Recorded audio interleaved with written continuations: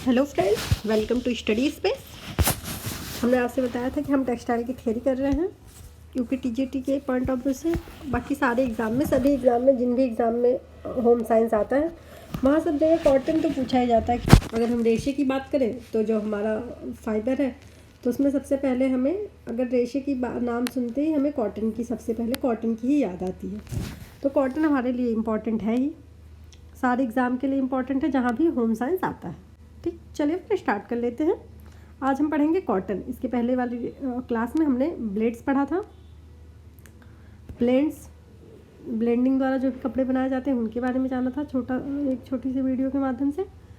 ये जो हमारी क्लास है ये है कॉटन। आज हम जानेंगे कॉटन के बारे में। ठीक, कॉटन क्या है, कॉटन कितना उपयोगी है हमारे लिए, डिटेल व्याख्या करेंगे। ठीक, चलिए फिर स्टार्ट कर लेते हैं। देखिए, अगर हमारे दिमाग में रेशे का नाम आता है फाइबर का, तो हमारे दिमाग में सबसे पहला नाम आता है वो आता है कपास। अगर हम फाइबर का नाम लेते हैं तो हमारे दिमाग में जो सबसे पहला नाम आता है वो आता है कपास। फाइबर से हमारे माइंड में तुरंत कपास चल जाता है। कपास एक प्राकृतिक वनस्पति रेशा है। जो हमारा कपास है ये एक प्राकृतिक और वनस्पति रेशा है। ठीक है, ये सेलुलोज फाइबर होता है। जितने भी हमारे वनस्पति रेशे होते हैं वो सब सेलुलोज फाइबर कहे जाते हैं। उसमें सब में सेलुलोजिक फाइबर होता है। वो कपास को कॉटन, जो ये कॉटन शब्द है ये अरेबिक शब्द से बना हुआ है। अरेबिक शब्द के क्योटम से बना हुआ है। ठीक, यह एक विश्वव्यापी, क्योंकि विश्व में हर जगह इसका उपयोग किया जाता है। अब हम थोड़ा सा देख लेते हैं कपास की हिस्ट्री। कपास तंतु इतिहास, रचना एवं उसकी विशेषताएं। कपास की जो हिस्ट्री है, स्ट्रक्चर है और इसका क्या कैरेक्टरिस्टिक्स है। एक पुरानी लोकोक्ति थी, कपास एक राजा है। कपास को राजा शब्द के से नवाजा गया है। ये युक्त दर्शाती है कि कपास एक सार्वभौमिक तंतु है जो पूरे विश्व में उपयोग में लाया जाता है। कपास जो एक सार्वभौमिक तंतु है और ये पूरे विश्व में उपयोग में लाया जाता है। एक समय विश्व में कुल 70% भाग कपास का ही होता था। एक टाइम ऐसा था जब विश्व में पूरे कुल 70% भाग कपास ही होता था, कपास का ही उपयोग होता था और कपास के ही वस्त्र बनाए जाते थे। कपास के तंतुओं का घरेलू उपयोग के साथ साथ उद्योग और परिधान के रूप में भी उपयोग किया जाता है। ये घरेलू उपयोग के साथ साथ उद्योग क्षेत्र में भी और परिधान बनाने के लिए भी इसका प्रयोग किया जाने लगा। इसकी हिस्ट्री, कपास की जो खेती है 5000 वर्ष पूर्व से अधिक समय से हो रही है। जो कपास की खेती होती है ये 5000 वर्ष से अधिक समय से हो रही है। पुरातत्ववेत्ताओं की खोज दर्शाती है कि कपास का जो वस्त्र तंतु है उसका उद्देश्य से बोने और उसे लाने की क्रिया जो है इंडस वैली 2100 ईस्वी पूर्व इंडस वैली सभ्यता से ही कपास का है। मैक्सिको में 3500 ईसा पूर्व से, पेरू में 2500 ईसा पूर्व से और दक्षिण पश्चिम संयुक्त राज्य में 500 ईसा पूर्व से कपास की खेती की जाती है। जो कपास के टुकड़े और कोए मैक्सिको में 5800 ईसा पूर्व पहले ही पाए गए हैं। जो मैक्सिको था, यहाँ कपास का जो है वो 5800 ईसा पूर्व से ही कोए उसके जो होते हैं वो 5800 ईसा पूर्व पहले ही पाए गए थे। किंतु यह निश्चित नहीं किया जा सकता कि उस समय कपास का वस्त्र तंतु के रूप में प्रयोग में लाया जाता था। ये नहीं कह सकते कि उस समय कपास का जो है वस्त्र तंतु के रूप में उपयोग लाया जाता। लेकिन जो कपास के पोए होते हैं, जो कपास के पोंड होते हैं, जो कपास के जिसे कहते हैं हम पोट कहते हैं कपास का, वो 5800 ईसा पूर्व पहले ही पाए गए थे उसके कोए। ठीक, मैक्सिको में। भारत को कपास का जन्मदाता कहा जाता है। भारत को ही कपास का जन्मदाता देश कहा जाता है। ठीक, इंडिया को रिकॉर्ड यह दर्शाते हैं कि 500 ईसा पूर्व पहले भारत में इनका उपयोग था। कपास का उत्पादन और निर्माण धीरे धीरे यहाँ से पार्शिया और इजिप्ट के द्वारा यूरोप के पूर्वी अफ्रीका के देशों में भी पहुँचा था। भारत से ही पार्शिया और इजिप्ट के द्वारा यूरोप तथा पूर्वी अफ्रीका के देशों में भी कपास धीरे धीरे पहुँचा था। इंग्लैंड में 13वीं शताब्दी के अंत में कपास का उपयोग जो है मोमबत्ती बनाने के लिए मोमबत्ती जलाने के लिए किया जाता था।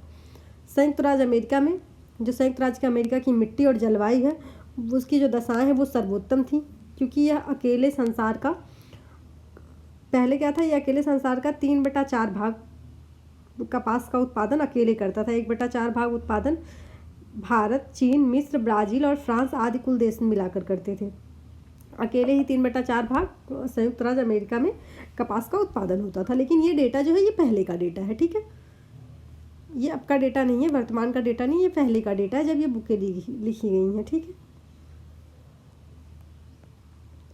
कपास उत्पादन में अमेरिका का स्थान प्रथम, भारतवर्ष का स्थान द्वितीय और मिस्र का स्थान तृतीय में प्राप्त था। हम बार बार कह रहे हैं ये जो डेटा है ये पहले का डेटा है, बुक्स में ये डेटा मेंशन है। कपास का जो उत्पादन था पहले अमेरिका था, फिर भारत था और द्वितीय स्थान पर मिस्र था, लेकिन अब इस डेटे का कोई मतलब नहीं है। कपास के प्रकार, कपास अलग अलग टाइप के होते हैं, एक ही टाइप का नहीं होता है। विश्व के विभिन्न भागों में विभिन्न प्रकार के कपास उगाए जाते हैं।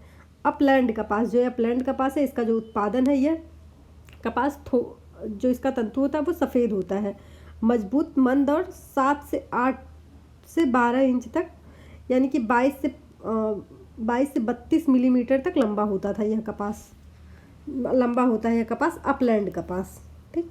समुद्री द्वीप कपास, यह जॉर्जिया के तट पर पैदा होने वाला कपास है। ये समुद्री द्वीप कपास जॉर्जिया के तट पर पैदा होती है। ये एक है मिस्री कपास, मिस्री कपास मिस्र में होने वाली जो कपास होती है उसे मिस्री कपास के नाम से जाना जाता है। पीमा कपास, अमेरिका में बोई जाने वाली कपास को पीमा कपास कहते हैं, ठीक। यह कपास के टाइप है। अमेरिका में जो कपास बोई जाती है उसे पीमा कपास कहते हैं, मिस्र में जो कपास बोई जाती है उसे मिस्री कपास कहते हैं। एशियाई कपास, हम एशिया में रहते हैं तो जो एशियाई कपास है, एशियाई देशों भारत, चीन, ईरान, जापान, इन देशों में उगाई जाने वाली कपास को एशिया कपास कहते हैं। विश्व में कपास जो मुख्यतः इजिप्ट, दक्षिण अफ्रीका, दक्षिण संयुक्त राज्य Bharat, Brazil, Africa, east Indies में बोई जाती है। संयुक्त राज्य में पूरे विश्व का 40% कपास की 40% भाग होता है संयुक्त राज्य में। भारत का दूसरा स्थान है, ये पहले का डेटा है। ये भी भारत में सबसे पहला सूती मिल कारखाना 1818 ईस्वी में कोलकाता में खोला गया था। ये इंपॉर्टेंट, आप याद रखिएगा। भारत में सबसे पहला जो सूती मिल का कारखाना खोला गया था वो कोलकाता में खोला गया था 1818 ईस्वी में। कपास की खेती, कपास की जो खेती है, कॉटन को हम कल्टीवेट कैसे करते हैं, कल्टीवेटिंग जो इसका प्रोसेस होता है वो। भूमि तथा जलवायु, कपास की खेती के लिए उष्णकटिबंधीय जलवायु होनी चाहिए। जो कपास की खेती के लिए जलवायु होनी चाहिए वो उष्णकटिबंधीय होनी चाहिए। और कपास की खेती के लिए 12 से 15 तक बरसात होनी चाहिए, 12 से 15 mm तक होनी चाहिए। भूमि के कुछ अंश गोबर तथा नमक का होना चाहिए। जो भूमि जितनी क्षार युक्त और काली मिट्टी होगी, वहाँ की जो मिट्टी होगी वो काली होगी, उसमें उतनी ही अच्छी कपास और अधिक लंबे रेशे वाली कपास उत्पन्न होती है, ठीक। कपास के लिए मिट्टी काली होनी चाहिए और क्षार युक्त होनी चाहिए, गोबर का अंश अधिक होना चाहिए, उतनी ही अच्छी कपास इसमें उत्पन्न होता है। कपास के लिए लगातार 200 गर्म दिनों की आवश्यकता होती है, जिसमें पर्याप्त आर्द्रता, 200 गर्म दिन होने चाहिए कपास के उत्पादन के लिए, उसमें पर्याप्त आर्द्रता होनी चाहिए, सूर्य भी होना चाहिए। अगर ठंड लग गई यानी कि पाला मार गया अगर कपास को, तो वह कपास के लिए कपास के पौधे के लिए बहुत हानिकारक होता है। मैक्सिको व यूएसए में कपास के लिए उत्तम जलवायु है। जो मैक्सिको और यूएसए में कपास के लिए सबसे उत्तम जलवायु माना जाता है। वहाँ की जो जलवायु है वहाँ ये सब होता है। जैसे वहाँ काली मिट्टी है, क्षार युक्त मिट्टी होती है, और जो वहाँ की जलवायु है इन सबको फॉलो करती है। 200 गर्म दिन और सूर्य का भी लगातार आर्द्रता, पर्याप्त आर्द्रता बनी रहती है इसमें। अगला है बीज बोना। बीज बोना, कपास के बीज को छिटक कर नहीं बोया जाता, ऐसे गेहूँ की तरह छिटक कर नहीं बोया जाता, इसे कतार में बोया जाता है। या इससे इस कतार में बोने से ये फ़ायदा होता है कि मनचाहे पौधे उगते हैं इसमें, और घास जो उसमें घास वास निकाली जाती है, घास निकालने में आसानी होती है उसकी। कपास की अच्छी पैदावार हेतु बीज बोने के समय अधिक वर्षा की आवश्यकता होती है। जब हम बीज बोते हैं तो वर्षा अधिक होनी चाहिए। जब कपास का पौधा थोड़ा बड़ा होने लगे तो उस समय वर्षा अधिक नहीं होनी चाहिए। पौधे का विकास, बीज बोने के करीब 35 दिन बाद, जब हम बीज बो देते हैं तो उसके 35 दिन बाद पौधे अंकुरित होने लगते हैं। इसके पौधे को सावधानीपूर्वक देखरेख की आवश्यकता होती है। जब पौधे 5 से 7 इंच लंबे हो जाते हैं, जब हमारा जो कपास का पौधा है वो 5 से 7 इंच लंबा हो जाता है तो इसकी गुड़ाई की जाती है, यानी कि उसमें से घासें निकाली जाती हैं। करीब 3 सप्ताह बाद 3 सप्ताह का टाइम लगता है। क्रीम सफ़ेद रंग के फूल खिलने लगते हैं इसमें। यह फूल पहले गुलाबी रंग के होते हैं और फिर लाल बैगनी रंग के परिवर्तित होने लगते हैं। 3 दिन के इसकी जो पत्तियां गिरने लगती हैं और बीज युक्त कोए रह जाते हैं इसके अंदर। और इसी कारण जो कोए होते हैं करीब 1 इंच गोलाई में और 11/2 इंच लंबे होते हैं। इसकी 1 इंच गोलाई होती है और ये 11/2 इंच इसकी लंबाई में बड़े होकर कपास बनते हैं। ये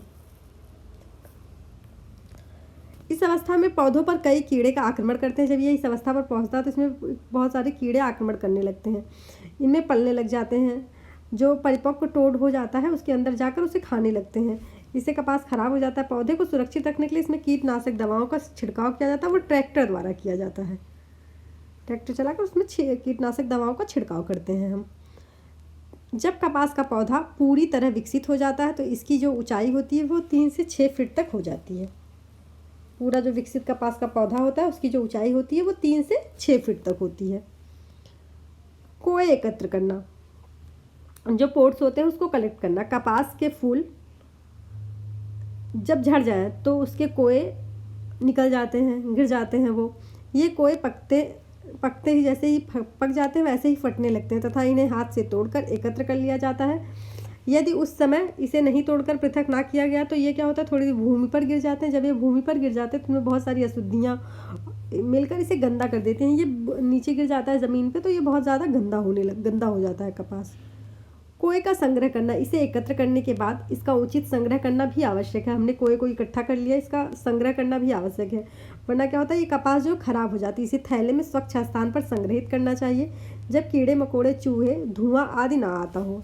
जहाँ कीड़ा ना लगे, उसे मकोड़े ना लगे, चूहे ना लगे और धुआं भी ना आता हो, वहाँ समय समय पर इसे देखते रहना चाहिए कपास खराब तो नहीं हो रहा।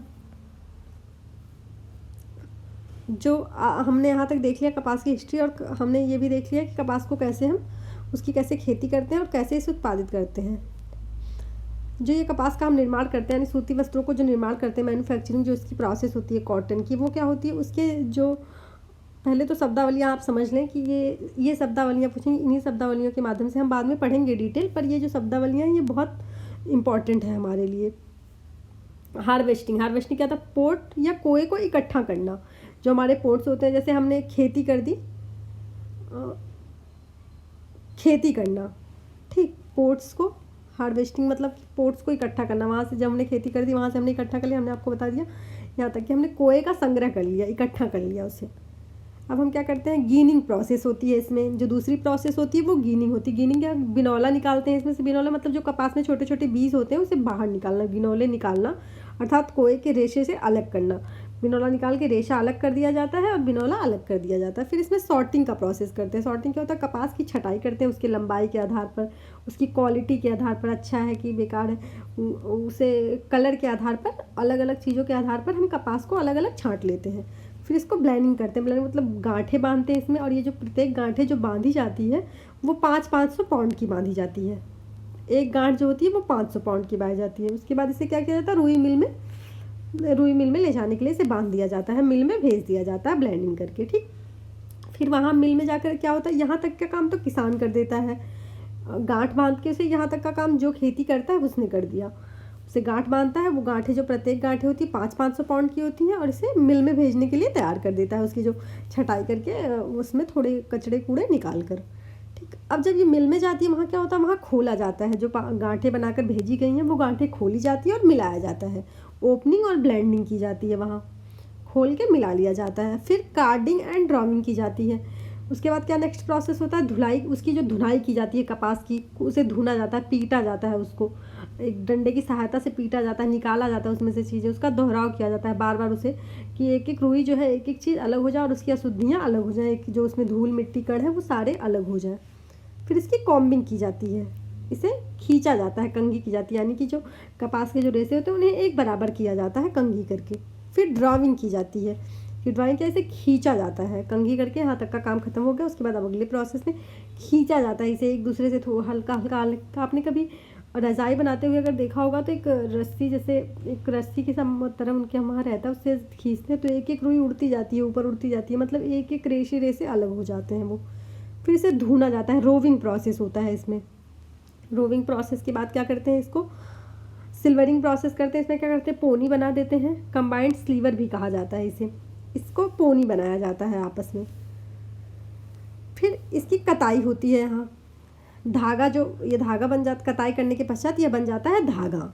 अब इसकी वीविंग होती है, बुनाई की जाती है, इसकी किस तरह बुना जाता है, फिर इसकी बुनाई की जाती है, फिर इसमें परिसज्जा की जाती है, रंगाई की जाती है और छपाई की जाती है। ड्राइंग, पेंटिंग, फिनिशिंग, ये तीनों कार्य किया जाता है। ठीक, इसको याद, आपको ये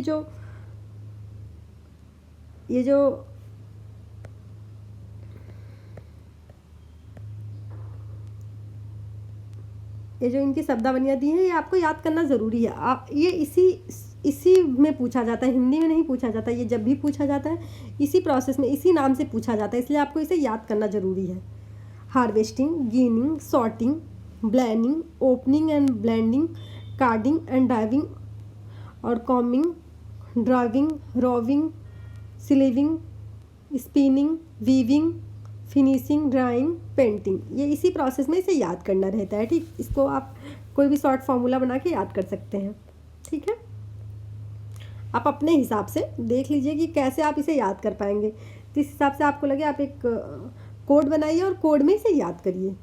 ठीक है, हमने सबसे पहले आपको कहा था बिनौले निकालना और गांठ बांधना। जो कपास के टोड़ होते हैं उसे एकत्र करने के बाद उसमें से बीजों को पृथक किया जाता है और उनकी गांठें बांधना आवश्यक होता है। कपास के टोड़ जो है करीब 2/3 भाग जो है इसका बीज होता है, जिन्हें बिनौले कहा जाता है। और बिनौले का 1/3 भाग तंतु होता है। जो कपास के पोंड होते हैं उसमें 2/3 भाग उसके बीज होते हैं और 1/3 भाग उसका तंतु होता है। साथ ही थोड़ी मात्रा में बाह्य पदार्थ जैसे पत्ती, धूल, इसमें बहुत सारी अशुद्धियाँ आ जाती हैं। इन्हें गांठ बांधने हैं तो इन पदार्थों को अलग करना आवश्यक होता है। जो प्रत्येक गांठ होती है, हमने आपको बताया कि ये प्रत्येक गांठ 500 पाउंड की बांधी जाती है, एक एक गांठ। इन्हें अलग करने में बहुत सारी विधियों का प्रयोग किया जाता है। हम देख लेते हैं वो कौन सी विधि है। जो हम कपास को अलग करते हैं इनमें बहुत सारी विधियों का, सलाई ओटनी पहला जो विधि है, सलाई ओटनी कहते हैं उसको। यह कपास को ओटने का सर्वाधिक पुरानी और सस्ती विधि है। कपास ओटने से बिनौले टूटते नहीं हैं और मुलायम रेशों पर भी कोई हानिकारक प्रभाव नहीं पड़ता। इस विधि का नाम, इसमें सलाई व ओटनी 2 वस्तुओं का प्रयोग करके बनाया जाता है। जो सलाई होती है वो कैसी होती है, यह छड़ 10 से 12 तक लंबी होती है। छड़ 10 से 12 मीटर तक लंबी होती है, मिलीमीटर मतलब 10 से 12 तक लंबी होती है। 3 से 2 तक यह जो सलाई रॉड, यह छड़ 10 से 12 तक लंबी होती है और इसमें 3 से 2 में 2 या 3 से 5 सूत की व्यास होती है।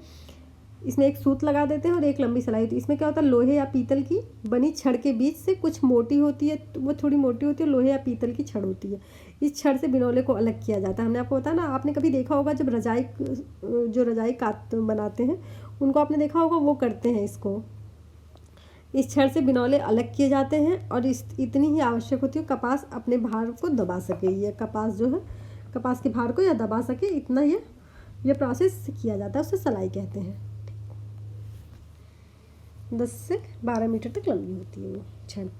फिर ओटनी, यह 8 से 10 मीटर तक लंबी होती है, 5 से 2 व्यास की होती है। इसमें प्रायः शीशम, बबूल या सागौन की लकड़ी से निर्मित होती है। या शीशम या बबूल या फिर किसी सागौन की लकड़ी से ही निर्मित की जाती है। इसमें छोटी सी पीतल या उसकी स्टील की वो लगी होती है छड़, उसी से किया जाता है। ओटनी पर थोड़ी सी कपास बिछाकर उसके ऊपर छड़ रखी जाती है। छड़ के दोनों सिरों को दबाकर झटके से आगे की ओर खींचा जाता है, जिससे बिनौले पृथक हो जाते हैं और इस क्रिया को तब तक दोहराते हैं जब तक बिनौले अलग ना हो जाए। तब तक इस क्रिया को रिपीट किया जाता है जब तक बिनौले अलग ना हो जाए। फिर हाथ से ओटनी, एक होती है हाथ से ओटनी की जाती है। यह 12 फुट लंबे 2 बेलन होते हैं, जिसमें बेलन की तरह होता है।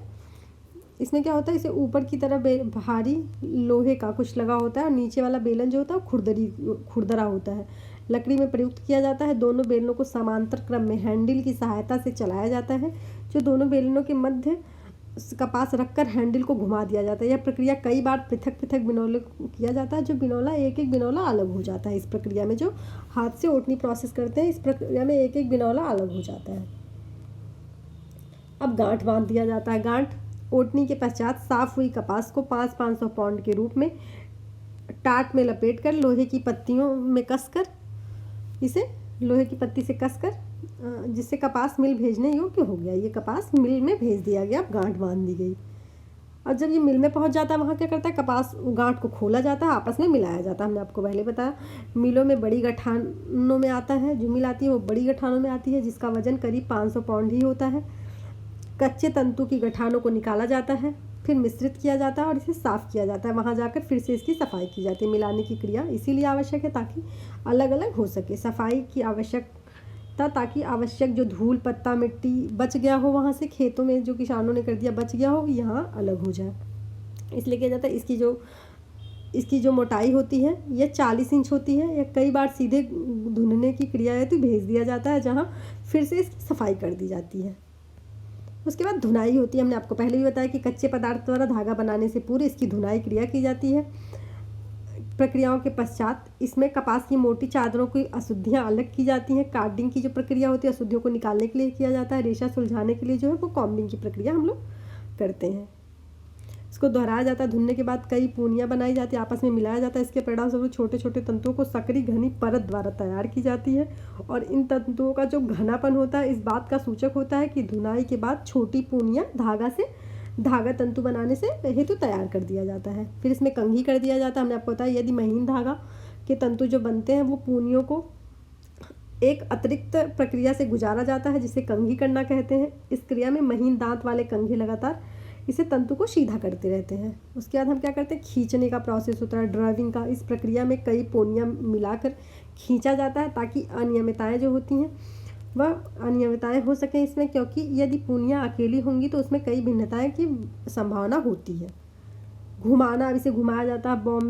जो रोविंग की प्रक्रिया हम करते हैं इसे क्या करते हैं, बॉबिन को फ्रेम में लगाया जाता है जहाँ पर इसे खींचा जाता है और ऐंठन दी जाती है। यह क्रिया तब तक की जाती है जब तक कि कपास पेंसिल लीड मोटाई के बराबर नहीं हो जाता। घुमाने की क्रिया की जो 2 अवस्थाएं होती हैं, मध्यवर्ती और महीन। इसमें प्रत्येक कपास के पहले वाली महीन की अपेक्षा महीन करती जाती है और कई प्रक्रिया घुमाने के पश्चात यह अंतिम अवस्था में हो जाती है। इसकी कताई होती है। रोविंग किए हुए जो हम कपास को रोविंग कर देते हैं उसको हम कताई करते हैं। बॉबिन में लपेट कर कताई की फ्रेम में लगाया जाता है इसे, जहाँ पर कई रोलरों को सेट करके गुजारते हैं। इससे प्रत्येक अगला रोलर अपने पूर्व रोलर की अपेक्षा गति तेज होता है। अंत में क्या, इच्छित आकार का धागा इससे तैयार कर लिया जाता है। मशीन जो होती है वो 2 प्रकार की होती है। जो कताई जो हम चैप्टर पढ़ाएंगे वो एक अलग है, लेकिन इसमें जो कताई होती है, जो कॉटन की कताई होती है, वो क्या होता है, कताई की जो मशीन होती है वो 2 प्रकार की होती है। एक को रिंग फ्रेम कहते हैं और एक को म्यूल फ्रेम कहते हैं। कताई की जो मशीन 2 प्रकार की होती है, एक रिंग फ्रेम, एक म्यूल फ्रेम। जो रिंग फ्रेम होता है वो उससे मोटा धागा तैयार होता है। जो म्यूल फ्रेम होता है उससे मशीन के धागे के लिए आवश्यक महीन धागा तैयार होता है और ये आवश्यक होती है, क्योंकि यह जो प्रक्रिया होती है म्यूल, यह धीमी, जो कताई की प्रक्रिया होती है धीमी प्रक्रिया होती है। अधिक मात्रा में कपास वस्त्रों के उत्पादन हेतु रिंग फ्रेम निर्माताओं के लिए आवश्यक है। जो रिंग फ्रेम होता है वो सबसे ज़्यादा उपयोग किया जाता है। रिंग फ्रेम कताई में धागे की 3 क्रियाएं होती हैं, वो एक साथ होती हैं। घुमाव देकर खींचना, ऐंठन डालना, धागे को बॉबिन में भरना और कई बार इस अवस्था में धागे को बॉबिन से निकाला भी जाता है। ठीक, अब देखिए एक नोट दिया हमने। कताई के जो मशीन का आविष्कार हुआ था 1764 ईस्वी में हर ग्रिप्स द्वारा किया गया था। जो रिंग फ्रेम का आविष्कार हुआ था 1769 में आर्कराइट द्वारा किया गया था। जो म्यूल फ्रेम का आविष्कार हुआ था 1789 में क्रॉम्पटन द्वारा किया गया था। और पावर लूम का आविष्कार हुआ था वो पावर लूम है। ये पावर लूम है। जो पावर लूम का आविष्कार किया था 1785 में कार्टराइट द्वारा किया गया था। ठीक है, ये आपको याद रखना है। ये कई बार एज इट इज़ क्वेश्चन पूछा गया है। इसमें जो भी नोट लिखा है ये इंपॉर्टेंट है, ये आपको याद करना है। कई बार एज इट इज़ क्वेश्चन पूछ लिया गया है इससे। बुनाई, वीविंग जो होती है क्या होती है, उपयुक्त क्रियाओं में धागा तैयार हो जाने के पश्चात जब हम धागा तैयार कर लेते हैं तो इसमें क्या होता है, इसमें जिस प्रकार वस्त्र की आवश्यकता होती है उससे संबंधित बुनाई भी की जाती है इसकी। जैसे तौलिए के लिए कट पाइल, लट्ठे के लिए सादी बुनाई, इस तरह से अलग अलग वस्त्रों के लिए अलग अलग प्रकार की बुनाई की जाती है। बुनाई के बाद हम करते हैं परिसज्जा, फिनिशिंग। कपास के जो वस्त्र होते हैं उसमें बहुत सारी परिसज्जाएँ की जाती है। उसमें हम देख लेते हैं क्या क्या किया जाता है। देखिए, अमोनीकरण होता है। मजबूती, घिसावट और प्रतिरोध, चमक और रंगों के सादृश्यता हेतु इसमें अमोनीकरण का प्रोसेस किया जाता है। जीवाणु प्रतिरोधक परिसज्जा, आरोग्य सुरक्षा हेतु जीवाणु प्रतिरोधक परिसज्जा की जाती है।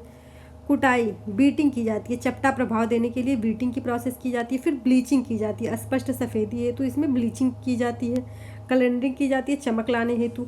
सिकुड़न अवरोधक परिचर्या की जाती है, सिकुड़न से बचाव के लिए। फिर क्रेप प्रभाव डाला जाता है इसमें, सलवट प्रतिरोध से बनाने हेतु। फिर इसमें क्या होता है, ड्रिप एंड ड्राई प्रेस ना करने हेतु। फिर उसके बाद नौवां क्या होता है, एम्बॉस्किंग होता है सजावट के लिए। फिर अग्नि प्रतिरोध परीक्षा, अग्नि से बचाव के लिए। ग्लेजिंग की परिचर्या चमक हेतु की जाती है। इसमें इतनी सारी परिचर्याएँ की जाती है। मॉइस्चराइजिंग की जाती है मजबूती, चमक और रंगों के प्रति सादृश्यता के लिए। मोयरिंग परिचर्या की जाती है विभिन्न प्रकार की चमक और विभिन्न नमूनों हेतु।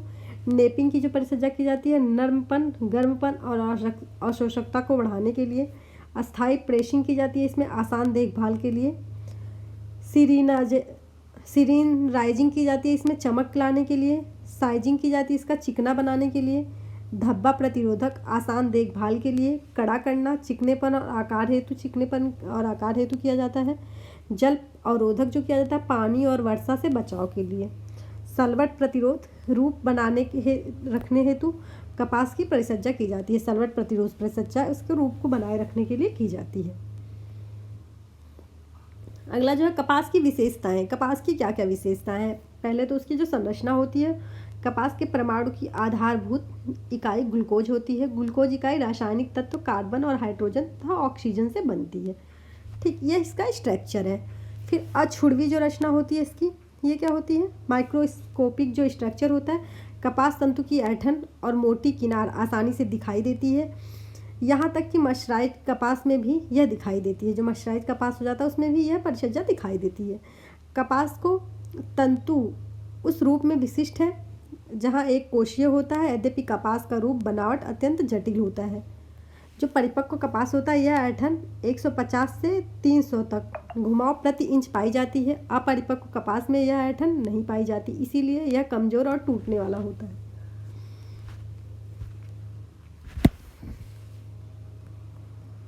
संगठन, इसका क्या संगठन होता है, कपास जो होता है एक सेलुलोज से बना होता है। कपास एक सेलुलोजिक रेशा है। ये कार्बोक्सिल समूह का होता है। कपास जो है कार्बोक्सिल समूह का रेशा है, आप सबको पता होगा। इसकी सीमा नहीं पता है, कपास जो कार्बोक्सिल समूह का रेशा है। इसकी जो सीमा होती है वह 100 ग्लूकोज अवशेष में 1 ग्लूकोज एसिड होती है। सिल्क और ऊन से भारी होता है। जो हमारा कपास होता है ये सिल्क और ऊन से भारी होता है, रेशम और ऊन से भारी होता है। जब सेलुलोज में पानी वाष्पीकृत हो जाता है तो इसका रासायनिक सूत्र बनता है C6H10O6। इसका रासायनिक सूत्र याद रखिएगा, C6H10 और O6 बनता है।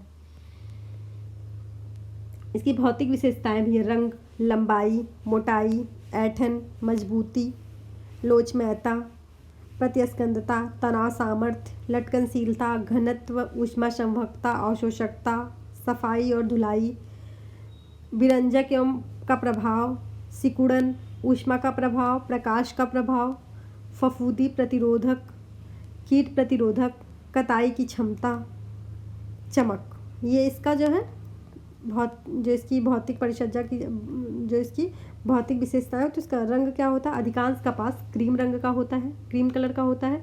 यह जो है इजिप्शियन कपास पीले भूरे रंग का होता है। जो इजिप्शियन कपास होता है वो पीले और भूरे रंग का होता है। दक्षिणी राज्यों में नदियों के किनारे जो नीले रंग का कपास भी होता है। यह विरंजक द्वारा हटाना भी कठिन होता है। ये विरंजक द्वारा इसके जो कलर होते हैं वो हटते नहीं हैं, कठिन होता है। वर्तमान समय में विकसित जो कपास के प्रकार हैं वो बहुत गहरे रंग की भी होती है। जो वर्तमान समय में विकसित कपास है वो गहरे रंग का भी होता है, गहरे हरे रंग का। लंबाई, इसकी जो लेंथ होती है कपास की वो होती है 13 से लेके 21 मीटर तक। जब छोटे तंतु आधे से लेके 1 तक की इसकी लंबाई 1 इंच तक की होती है, आधा इंच से लेकर 1 इंच तक तंतु महीन होता है और इसमें ऐंठन की संख्या अधिक होती है।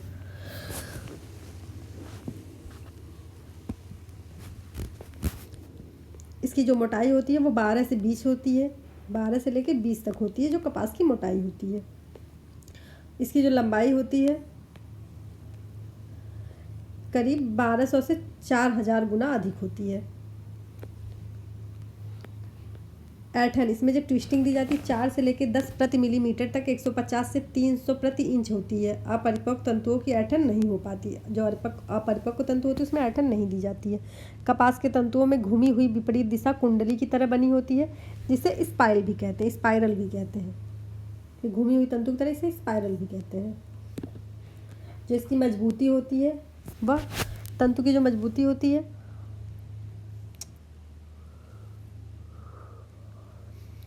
इसे हम तब ज्ञात कर पाते जब तंतु को खींचने पर या दबाव देने पर आंतरिक संरचना में आड़े टेढ़े बारीक और सर्पाकार तंतु होते हैं, जिसमें कोश या इसकी मजबूती का परीक्षण पकड़ना चाहिए। सूती टुकड़े को दोनों हाथों में कसकर पकड़कर अंगूठे से दबाना चाहिए और खींचकर मजबूत होता है। इसीलिए कपास की देखभाल आसान होती है, क्योंकि ये मजबूत होता है, इसीलिए इसकी देखभाल। लोच महत्ता, इसकी जो लोच महत्ता होती है, कपास तंतु की लोच महत्ता 0 से 5 डेनियर, वैसे तो बहुत कम होती है लेकिन 0 से 5 डेनियर, 0 से 5 ग्राम प्रति डेनियर। ठीक, 5 से 10% तक खींचने पर कपास का जो तंतु है 45 से 50 लोच महत्ता हो जाती है। इसमें प्रतिस्कंदता, इसकी जो प्रतिस्कंदता होती है वह दबाने और खींचने पर वह अपनी पूर्ववत स्थिति में सीमा में लौट आता है। कपास के वस्त्रों को आसानी से सलवटें पड़ जाती हैं। इसीलिए तनाव सामर्थ्य, तंतु का जो सामर्थ्य होता है वो पाउंड प्रति इंच का होता है या किलोग्राम प्रति मीटर के रूप में अभिव्यक्त किया जाता है। कपास का जो तनाव सामर्थ्य क्षमता है वो 80,000 से लेकर 1,00,000 पाउंड प्रति इंच तक होता है। ऊन से 4 गुना अधिक होता है। ठीक, ये डेटा आपको याद रखना है, क्वेश्चन में एज इट इज़ पूछा गया है। लटकनशीलता, वस्त्र में आसानी से लटकने व गिरने की योग्यता का आकर्षण आकार की तह बनाए रखने की योग्यता लटकनशीलता को अभिव्यक्त करती है। यह विशेषता तंतु के प्रकार, धागे और के प्रकार और बनावट से परिसज्जा पर निर्भर करती है। जो इसका घनत्व होता है, इसमें विशिष्ट ग्रेविटी होती है 1.52 होती है। ऊष्मा संवाहकता, किसी सीमा तक ऊष्मा तंतु वस्त्र के माध्यम से संवहित की जाती है। यह उसकी ऊष्मा संवाहकता को दर्शाता है। कपास की तुलनात्मक रूप से उच्च अंश तक ऊष्मा संवाहकता की विशेषता होती है। कपास एक ज़्यादा उच्च ऊष्मा बर्दाश्त कर पाता है। अवशोषकता, कितनी भी आसानी से सीमा तक तंतु आर्द्रता को अपने में ग्रहण कर लेता है, यह उसकी अवशोषकता को दर्शाता है। एक बार जब परिसज्जा की प्रक्रिया में कपास के तंतु की बाह्य सुरक्षात्मक क्यूटिकल सतह टूट जाती है। सफाई और धुनाई, यद्यपि कपास धूल के कणों को अपनी ओर आकर्षित करता है क्योंकि इसकी जो सतह होती खुरदरी होती है, किंतु यह दोष इसकी धुलाई क्षमता के कारण होता है। कपास के वस्त्र अत्यधिक गर्म या उबले पानी में प्रभावित नहीं होता।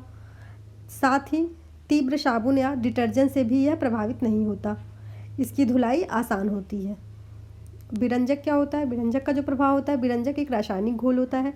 इसकी सफ़ेदी और रंग हटाने के लिए इसका उपयोग किया जाता है। कपास पर हाइड्रोजन और ऑक्साइड का भी उपयोग किया जाता है। अधिक प्रचलित घरेलू विरंजक सोडियम हाइपोक्लोराइड का घोल, जो कि हल्की प्रतिक्रिया वाला होता है, इसे प्रत्यक्ष रूप से कपास पर उपयोग किया जाता है। सिकुड़न, जब कपास का तंतु गीला होता है तो वह संकुचित या सिकुड़ता है, इसीलिए कपास के धागे और तंतु सिकुड़ते हैं। विशेषकर ढीले बुने हुए, यद्यपि सिकुड़न जो अधिक अवरोधक परिसज्जा या सिकुड़न को दोष को इससे हटाया जा सकता है। ऊष्मा का प्रभाव, कपास मध्यम ऊष्मा सहन कर सकता है। यद्यपि इस पर गर्म जो है बहुत गर्म इस्त्री भी किया जाए तो वस्त्र लंबे समय तक इस पर इस्त्री बहुत लंबे समय तक गर्म इस्त्री रखी जाए तो भी यह जल्दी जलता नहीं है। बाद में धीरे धीरे सुलझने लगता है, सुलझाने लगता है, धीरे धीरे यह क्या होता है, झुलसने लगता है हल्का हल्का सा, अतः यह जलने लगेगा। इन तंतुओं में 300 से लेकर 320 फ़ारेनहाइट तक ऊष्मा हानिकारक होती है। जो कपास का तंतु 300 से लेकर 320 फ़ारेनहाइट तक जो होती है वो ऊष्मा हानिकारक होती है। कपास का प्रभाव, प्रकाश का प्रभाव होता है। प्रकाश का प्रभाव, सूती वस्त्र को यदि सूर्य के प्रकाश में लंबे समय तक रखा जाए तो यह ऑक्सीकृत हो जाता है, पीला पड़ जाता है, इसकी मजबूती कम हो जाती है। और कपास तंतु को प्रत्यक्ष रूप से सूर्य में अधिक देर तक नहीं रखना चाहिए, सूर्य की किरण के सामने, सूती वस्त्रों को। फफूंदी प्रतिरोधक, कपास वस्त्र विशेषकर साइज किए हुए, जो उसमें साइजिंग परिसज्जा हो जाती है, उसे फफूंदी शीघ्र लग जाती है, विशेषकर जब उसे नमी वाली स्थिति में रखा जाए। फफूंदी फंगस के कारण छोटे हरे, काले या जंग रंग के धब्बे वस्त्र पर पड़ जाते हैं और सड़ी मिट्टी सी गंध आने लगती है। इसकी जो गंध आने लगती है, सड़ी मिट्टी सी आने लगती है। कीट प्रतिरोधक। कपास को कीट के लार्वा नहीं खाते। यह तनु में खराब किया जा सकता है, किंतु अन्य कीड़े सेल्यूलोज तत्व जो वो आकर्षित होते हैं, किंतु वह अधिक प्रचलित की अवरोधक होता है। इसमें कई प्राकृतिक विशेषताएं होती है जिससे कताई योग्य हो जाता है यह वस्त्र। कीट प्रतिरोधक क्षमता इसमें नहीं होती है। कताई की क्षमता जो होती है, कपास की तंतु लंबाई में छोटे होने के कारण इसकी जो कताई क्षमता होती है, प्राकृतिक ऐंठन पाई जाती है जिसके कारण इसकी कताई आसान होता है। साथ ही इसमें प्राकृतिक रूप से मोम भी पाया जाता है जो कि कताई की क्रिया को आसान बना देता है। इसी कारण आजकल इंग्लैंड में 8% हेक्टेयर कपास या मन दिखाई देता है। इंग्लैंड में कपास 8% हेक्टेयर तक बोया जाता है। चमक जो होती है इसमें, कपास के तंतुओं में खुरदरी होने के कारण इसमें जो चमक का अभाव होता है यह मंद दिखाई देती है। मर्सराइजेशन के बाद चमक उत्पन्न करने वाली परिसज्जाएं उनमें परिसज्जा करके उसमें चमक लाई जाती है। कपास की जो रासायनिक विशेषताएं हैं, कपास का जो तंतु होता है फैले हुए कोष के रूप में होता है जो कि कई मिलियन सेल्यूलोज के परमाणुओं से बना होता है। जलने पर इसमें जली हुई लकड़ी के समान गंध आती है। लिटमस पेपर, जो लिटमस कागज़ पर कपास का धुआं लिया जाए तो यह रंग जो है लाल परिवर्तित हो जाता है, लाल रंग में, जो कि अम्ल की उपस्थिति का सूचक है। यह चमकदार लौ द्वारा जलता है और लौ निरंतर जलती रहती है। इसमें अम्ल के प्रति क्या क्रिया है? कपास अम्ल के प्रति संवेदनशील होता है। अम्ल के साथ प्रक्रिया करने हेतु उपयोग की स्थितियों में सावधानीपूर्वक नियंत्रित करने की आवश्यकता होती है। सामान्य रूप से जो खनिज अम्ल होता है उससे कपास नष्ट कर देता है। क्षार से क्या प्रतिक्रिया करता है कपास की क्षार के प्रति अभिक्रिया। सर्वप्रथम क्षार तो देखा कि वस्त्र चिकना एवं सुंदर हो जाता है। क्षार के तनु घोल में उबाला जाए तो कपास पीला पड़ जाता है। विशेषकर उच्च तापक्रम पर आधारीय लवण हानिकारक नहीं होता। इसमें रंगों के प्रति सादृश्यता। कपास के जो रंग होते हैं उसमें प्रति उत्तम सादृश्यता होती है। यह प्रभावशाली उपयोग किया जा सकता है। इस पर रंग पक्के चढ़ते हैं, किंतु विशिष्ट स्थितियों में ध्यान रखा जाना वाट रंगों द्वारा अच्छी तरह से रंगा जाता है। धुलाई के प्रति रंग का पक्कापन एक सैंपल को गर्म पानी में डालकर धोकर उसे पता चल जाता है उसका। पसीने के प्रति, ये जो पसीने के प्रति होता है हानिकारक प्रभाव, इससे हानिकारक प्रभाव नहीं पड़ता, लेकिन इसमें थोड़ा बुरा प्रभाव पड़ता है। दोनों स्थितियों में कपास का जो रंग है वो पीला पड़ जाता है। जो सूर्य अल्ट्रावायलेट किरणों से जो प्रकाश पड़ता है, अगर 24 घंटे कीड़ों के खुली स्थिति में रखने पर सेलुलोज जो होता है 50 से 70 तक मजबूती में कमी आ जाती है। यह प्रभाव ऑक्सी सेलुलोज से निर्मित होने के कारण होता है। नोट देखिए, केंद्रीय कपास अनुसंधान केंद्र जो है वो नागपुर और महाराष्ट्र में है। कपास विश्लेषण जो प्रयोगशाला है वो माटोंगा और महाराष्ट्र में है। कपास का सर्वाधिक उत्पादन वर्तमान समय में भारत में और चीन में है। ठीक, पहले अमेरिका का पहले स्थान पे था अमेरिका, लेकिन अब अमेरिका पहले स्थान पे नहीं है। आपको किताबों में अमेरिका ही मिलेगा, लेकिन अमेरिका फर्स्ट स्थान पे नहीं है कपास के उत्पादन में। जो हमारा भारत है वो पहले स्थान पे है और चीन जो है वो दूसरे स्थान पे। भारत में भी महाराष्ट्र, गुजरात और तेलंगाना सबसे अच्छा कपास उत्पादित कर रहे हैं। और इस समय जो कपास निर्यातक है वो यूएसए है, यानी कि अमेरिका कपास निर्यातक कर रहा है। जो आयात निर्यात होता है निर्यात करता है। हमारे यहाँ जो कपास होता है उत्पादित उसे उतना ही यूज़ भी किया जाता है। अमेरिका में जो कपास का उत्पादन होता है उसे निर्यात भी किया जाता है। सबसे ज़्यादा निर्यात जो कर रहा है वर्तमान समय में वो अमेरिका कर रहा है। कि कपास के जो तंतुओं की विशेषताएं हैं, अछुड़वी रचना। जो अछुड़वी रचना होती है, माइक्रोस्कोपिक जो स्ट्रक्चर है इसका, वो लंबवत ऐंठे हुए रिबन के समान, और जिसके जो किनारे होते हैं वह मोटी अनुप्रस्थ काट चपटे एवं वृत्ताकार तक भिन्न भिन्न आकार वाले होते हैं।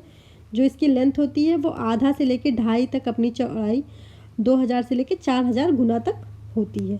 ठीक, जो इसका डायामीटर होता है वो 16 से 20 माइक्रोन होता है इसका डायामीटर। कपास का जो रंग होता है सफ़ेद क्रीम कलर का होता है। चमक इसकी निम्न होती है। मजबूती 2 से 6 ग्राम प्रति डेनियर, 4 से 12 प्रति तंतु होता है। और जो इसकी लोच महत्ता वो निम्न होती है। ऊष्मा चालकता ऊष्मा जो इसकी चालकता होती है वो उत्तम होती है।